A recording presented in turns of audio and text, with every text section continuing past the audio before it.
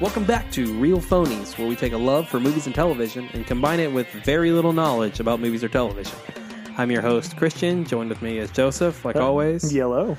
And back again, original Real Phony, Mr. Ian. Becoming the number one guest star. How you doing, guys? Good to see you. I mean, you're competing with her. You guys are kind of alternating.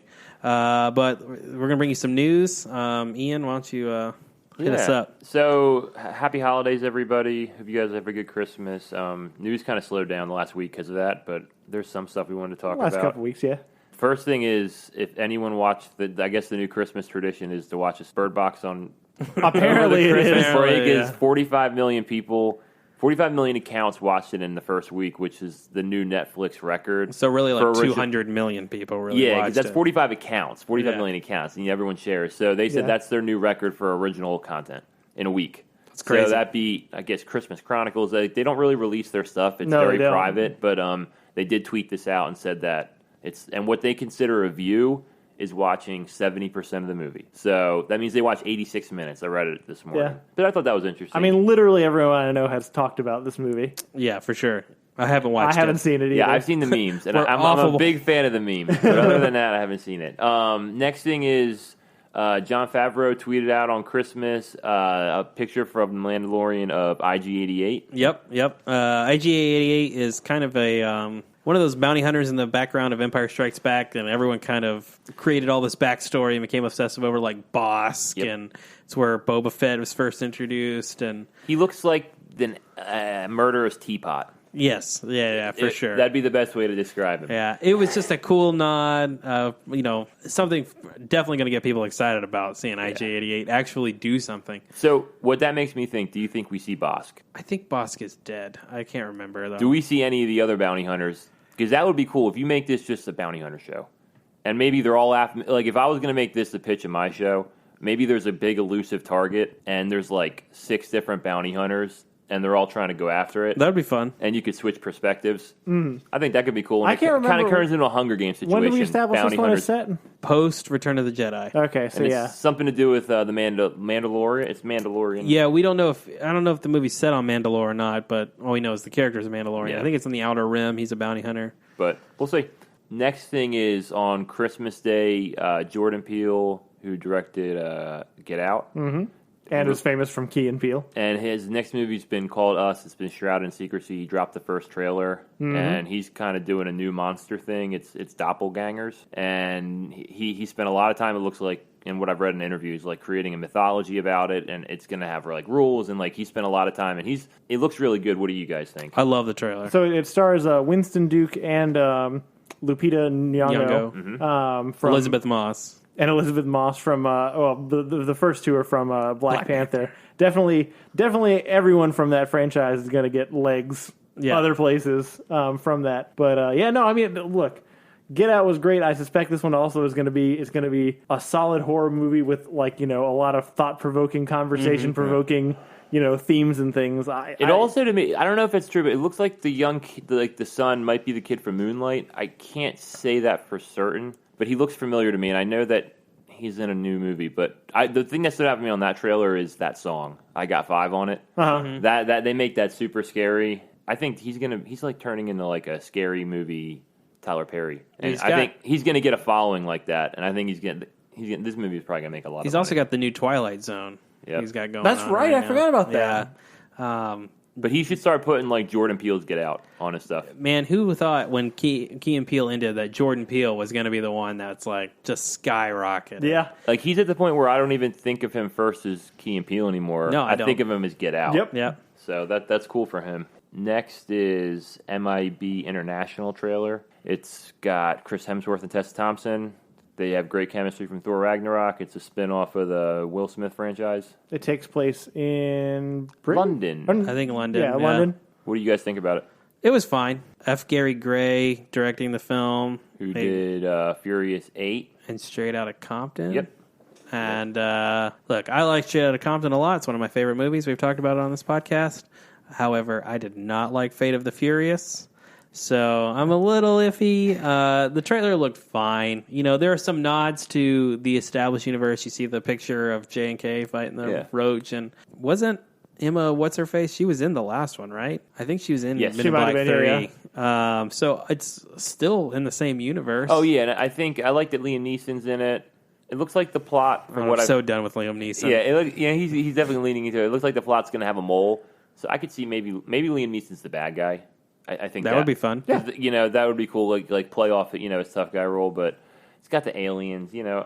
I mean, to me, it looks like they're trying to recapture what people liked about the original instead of just leaning heavy on. I mean, granted, Will Smith people, and Tommy Lee Jones. Exactly. People like Will Smith. That is one of the big reasons. But they're like leaning on what made the world cool and not just Will Smithing. There is room for growth there. I agree. I definitely think it's a cool concept. Yeah, especially because like those two are great in Thor Ragnarok.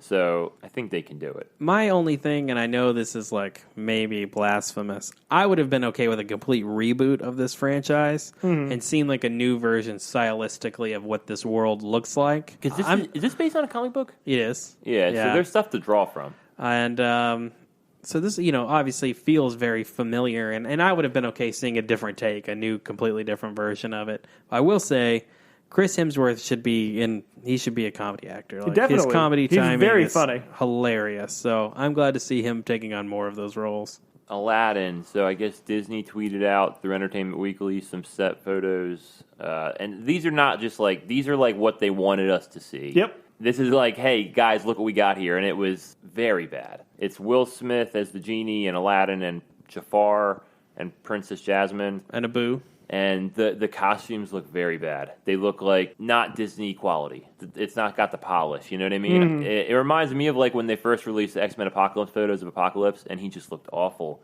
And it turned the whole movie off. And this to me I was excited for, and now I'm less excited. Even though, what do you guys? I don't know. I think people don't recognize in the original Disney movie that this is supposed to be in a somewhat Asian Arab area. Yeah, it's Muslim up for sure, right? And so I think that surprised a lot of people, and definitely the genie. So I've never seen Aladdin on Broadway, but my understanding is the genie costume that Will Smith, the look that he has, is kind of similar to what they do on the Broadway musical. So I mean, it's not coming from nowhere. It is kind of still in the Aladdin lore, but it's a far cry from Blue Genie Robin Williams. I think that's a mistake. What they put out. It's it's like a sexy Jafar. And maybe we talked about this last week, actually. Yeah, the sexy Jafar. People really like sexy Jafar, though. We talked about this last week with Sonic. It might have actually been better to do something in live action so you kind of get used to these people in a world as opposed to just on a photo. So then they feel more rooted somewhere instead of just kind of really standing out and looking very odd. Yeah. I mean, I think you're dead on. I really feel like people should take the lesson of the Pokemon movie. Introduce all of it at the same time, and it probably is a little more easy to accept because when you just see a photograph, you fill in all the rest. Yep. That's 100% and right. So with the genie thing, they say in the Entertainment Weekly article that this is not the final look of the genie. This is just what he looks like.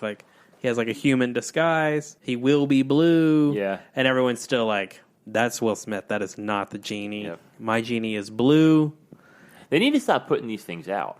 Because, they did this with Jared Leto and the Joker. These still photos never go well. Just introduce it in a trailer first, and I think that's the way to do go. A photo after. You know what I mean? Yeah. Look, I don't hate it.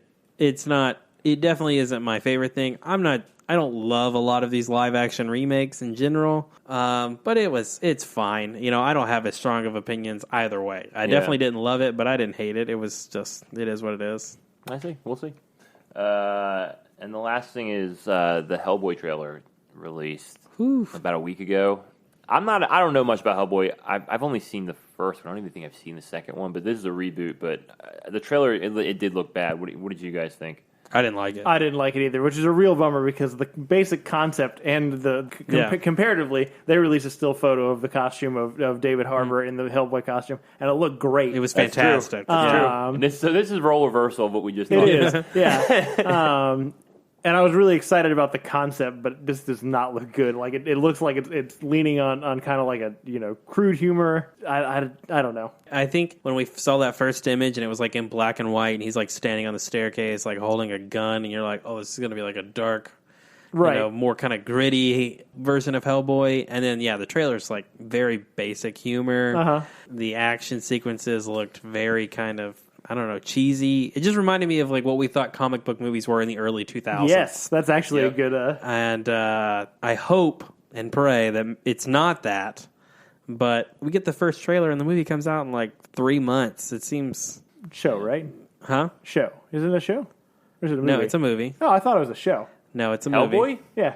See, and that shows you how bad the production value is then. Yeah, no, this is a feature movie that they're not even putting on Netflix. Oh, shit. It's a first flight theater. And It comes out in March, I think. I think it might be January. That looked like a no, television you're right. show. It is March. It's You're right. March. It still comes out in 3 months, and we just got the first trailer. Yeah. Like, that's not good. This reminds me of a movie that they're going to shuffle off. Yeah. And it moves dates and they dump it somewhere. Speaking, I know this isn't on our list, but you talked about being on Netflix. Did you guys hear that Sony tried to shop Holmes and Yes, Watson I did. Yes. to Netflix, and Netflix wouldn't take it? Yep. Those people took Cloverfield Paradox, but they wouldn't take Holmes and Watson. Holmes and Watson was sitting on a 0% for a while on Rotten Tomato. I mean, I haven't watched it, but... I've heard people are walking out. Yeah, it's bad. I've had a few people like ask for their money back. Really? Yeah, because it's a lot of like poop humor. Yeah. Their humor just hasn't aged. Well, Hellboy has that same opportunity.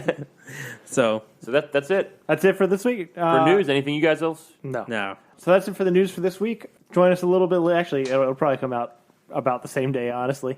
We're going to do a kind of 2018 year in review, go through the movies and television, just kind of general pop culture, and add our thoughts and commentary to it. So tune in a little later this week if that's your thing. In the meantime, thank you guys for listening. Please rate, subscribe, and tell your friends about it, about the podcast. If you'd like to reach us, please reach us at betterthantransformers@gmail.com. You can also follow us on Facebook and Twitter @RealPhonies. Thanks to Zach Evans for art and Brian Velasquez for our theme. We'll see you guys a little later this week.